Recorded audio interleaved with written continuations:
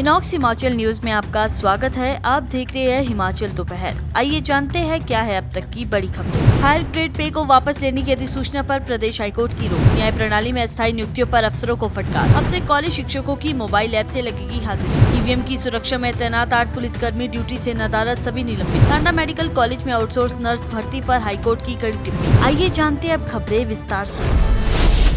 Himachal Pradesh high court ने सरकारी कर्मचारियों के हायर ग्रेड पे से संबंधित लाभों को वापस लेने वाली राज्य सरकार की अधिसूचना पर रोक लगा दी है। दरअसल राज्य सरकार ने सितंबर में हिमाचल प्रदेश सिविल सेवा नियम 2022 में संशोधन करते हुए नियम 7(a) को हटाया था। ये संशोधन 3 जनवरी 2022 से प्रभावी माना गया था। इसके तहत 3 जनवरी 2022 से पहले नियुक्त कर्मचारियों को 2 साल की नियमित सेवा पूरी करने पर उच्च वेतन चरण का लाभ मिलता था।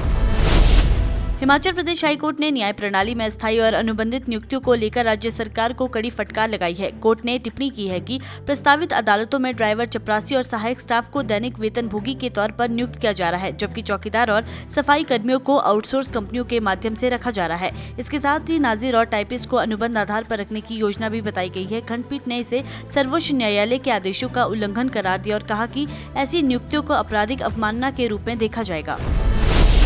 हिमाचल प्रदेश के सरकारी कॉलेजों में अब शिक्षकों और गैर शिक्षण कर्मचारियों की हाजिरी जियो फेस आधारित बायोमेट्रिक प्रणाली के माध्यम से दर्ज की जाएगी। उच्च शिक्षा निदेशालय ने इस संबंध में सभी कॉलेजों प्राचार्यों को पत्र जारी करते हुए 15 नवंबर से ये व्यवस्था लागू करने के निर्देश दिए हैं। ऐप में जियो फेसिंग तकनीक होगी, जिससे ये सुनिश्चित होगा कि हाजिरी केवल कॉलेज परिसर के भीतर रहकर ही दर्ज की जा सके।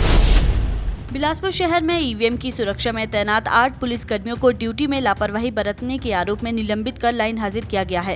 ये कार्रवाई 12 नवंबर रात एएसपी शिव चौधरी के औचक निरीक्षण के बाद हुई, जब डिग्री कॉलेज बिलासपुर और लखनपुर में तैनात ईवीएम गार्ड ड्यूटी से नदारद पाई गई। दोनों ही स्थानों पर कोई भी पुलिस जवान मौजूद नहीं था। एसपी ने बताया कि 2 हेड कांस्टेबल और 6 कांस्टेबल को तत्काल प्रभाव से लाइन हाजिर कर अनुशासनात्मक कार्रवाई शुरू कर दी गई है। उन्होंने कहा कि ईवीएम की सुरक्षा जैसे संवेदनशील ड्यूटी में लापरवाही किसी भी स्तर पर बर्दाश्त नहीं की जा सकती।